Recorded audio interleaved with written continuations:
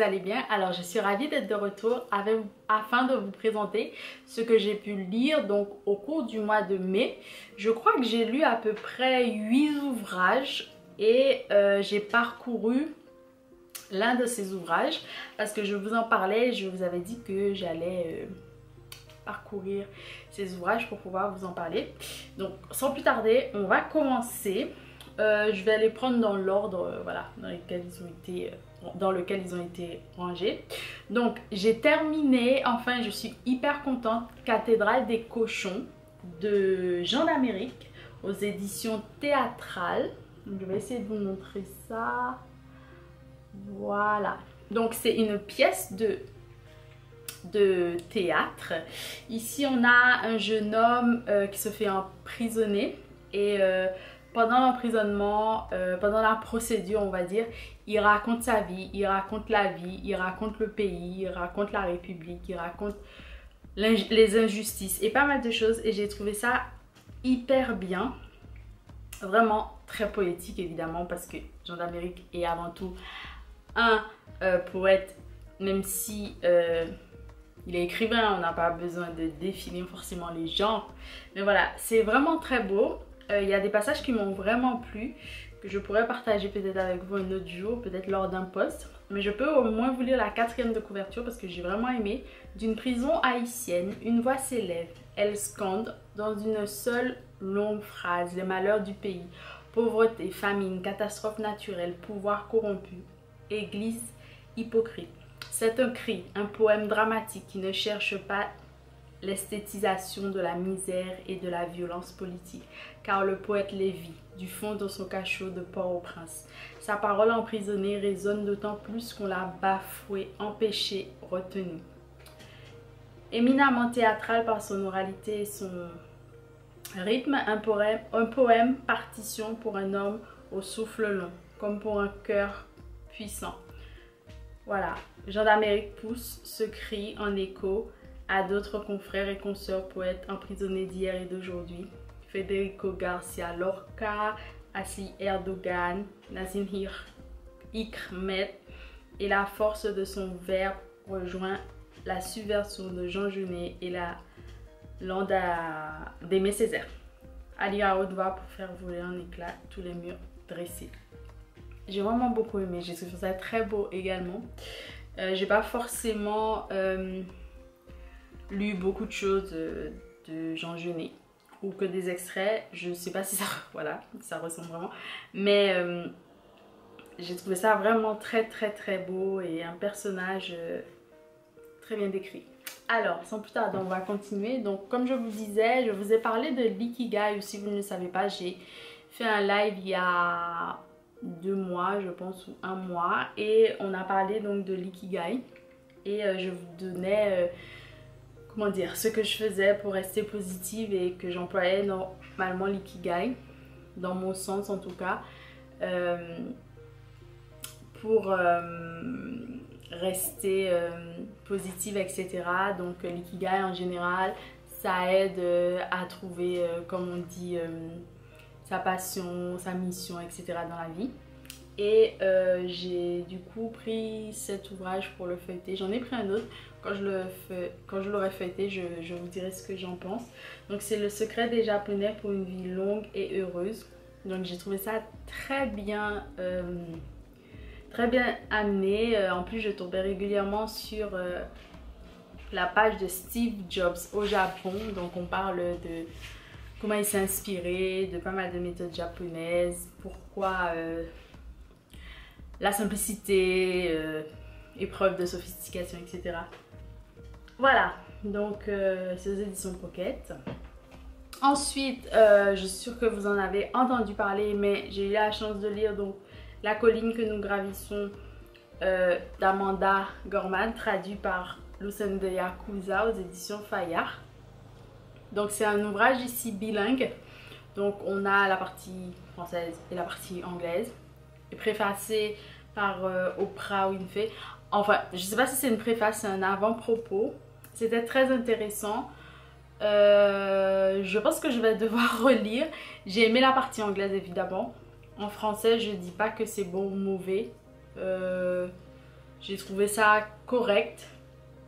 Mais je pense que je vais devoir relire pour me faire une idée. Et n'hésitez pas à me dire ce que vous en pensez.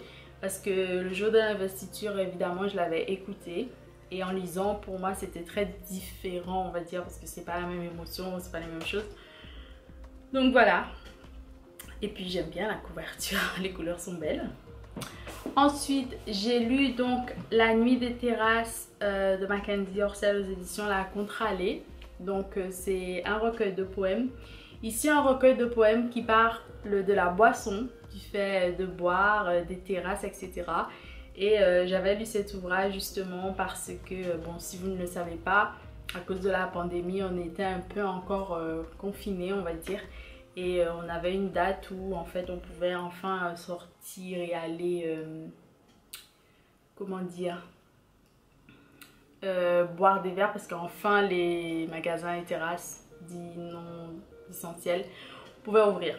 Donc voilà, donc j'ai lu ça pour cette occasion. C'était très intéressant. Voilà, ça m'a plu, on va dire. Ensuite, j'ai lu, alors les prochains ouvrages, les 2, 4, 5 prochains ouvrages, ce sera vraiment pour le prix des jeunes libraires auquel j'ai participé. Donc là, normalement, quand vous allez voir la vidéo, ce sera la fin, soit le dernier jour ou ce sera déjà la fin. Et là, je vais vous montrer les livres que j'ai pu lire au cours du mois précédent. Donc j'ai lu donc La lettre à Helga de Bex Van Bergisson. Donc ça, j'ai beaucoup aimé La lettre à Helga. Donc c'est un vieux monsieur qui écrit une lettre à son amour de toujours. Et il raconte comment il aimait cette femme et qu'il a eu une aventure avec cette femme jusqu'à procréer avec cette femme sans pouvoir vraiment être avec cette femme. C'était très touchant. Ce qui m'a plu, c'est l'écriture, en tout cas la traduction m'a plu dans le sens où il y avait une comparaison étrange entre les animaux parce que c'est un, comment on dit, un agriculteur mais il a des bovins qui sert donc, comment dire, à engrosser, je sais plus quel est le terme mais voilà, ces animaux donnent de la semence, on va dire, pour pouvoir avoir un type de bovin bien spécifique. Et je trouvais que les descriptions qu'il faisait de la femme qu'il aimait et des bêtes étaient très proches. Et j'ai trouvé ça intéressant, drôle, mais en même temps pas drôle. Et cet amour était vraiment très étrange en fait, en sachant que c'était sa voisine à un moment. Et comment il voulait pas quitter sa femme, etc. Une histoire d'amour très particulière. Et le fait que sa femme ne puisse pas enfanter pour diverses raisons, principalement féminines. Donc voilà, très intéressant pour moi en tout cas. Un peu étrange quand même. J'ai ensuite lu Un pont sur la brume de Keith Johnson. J'ai beaucoup aimé aux éditions Le Bélial.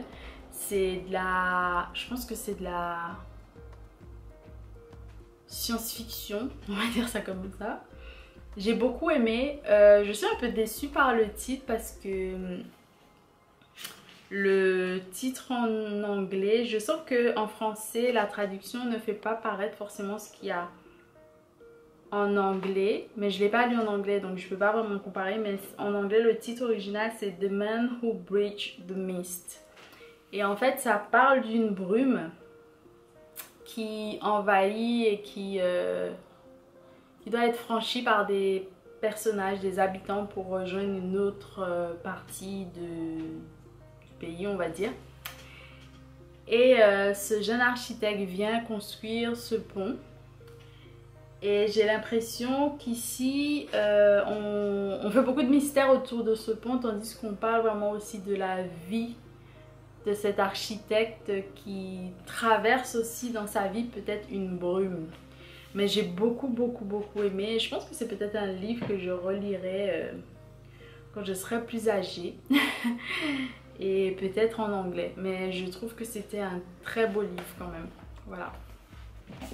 Ensuite, j'ai lu d'Emmanuel Venet, Marcher droit, tourner en rond. Alors cet ouvrage des éditions Verdier, c'est un ouvrage très compliqué pour moi, qui me tombait beaucoup des mains. Je n'ai pas vraiment aimé, donc ça parle d'un jeune homme, un homme quand même, parce qu'à cette époque il est vieux, enfin vieux, âgé on va dire, enfin un grand quoi.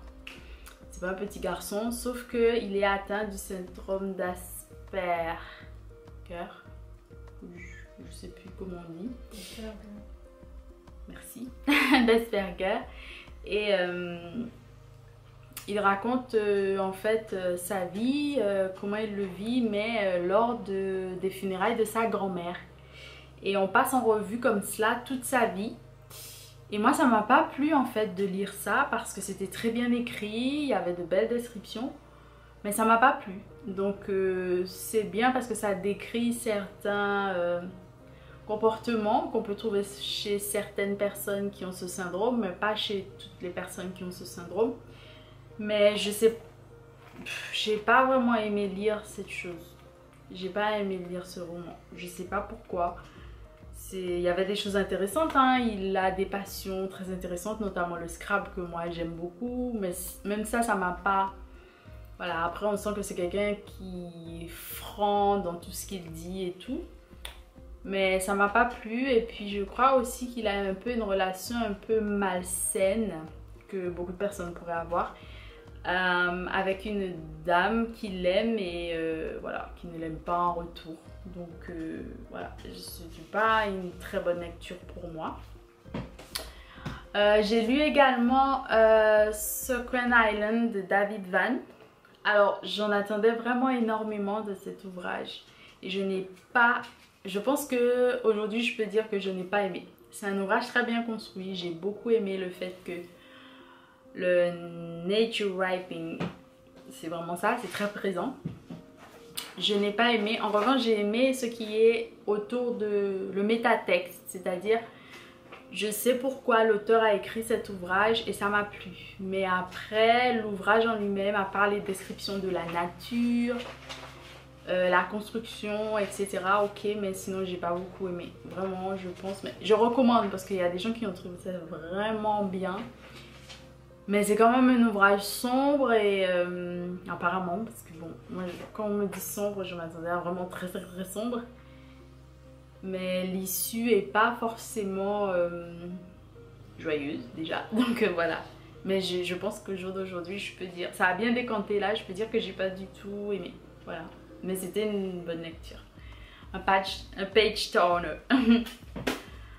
Et enfin, j'ai lu Rêve de train de Denis Johnson. Alors cet ouvrage, donc c'est aux éditions Bourgois, il me semble.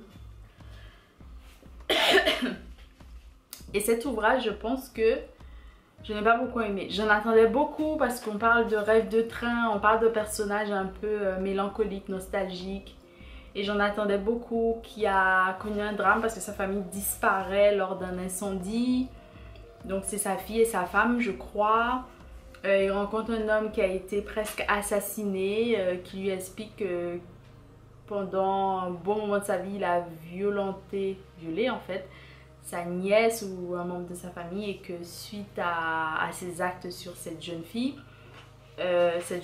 meurt parce que elle tombe enceinte et ses parents là-bas jusqu'à ce qu'elle meure. Donc j'attendais vraiment beaucoup de choses de cet ouvrage mais finalement je n'aime pas. Je pense que je n'ai pas beaucoup aimé.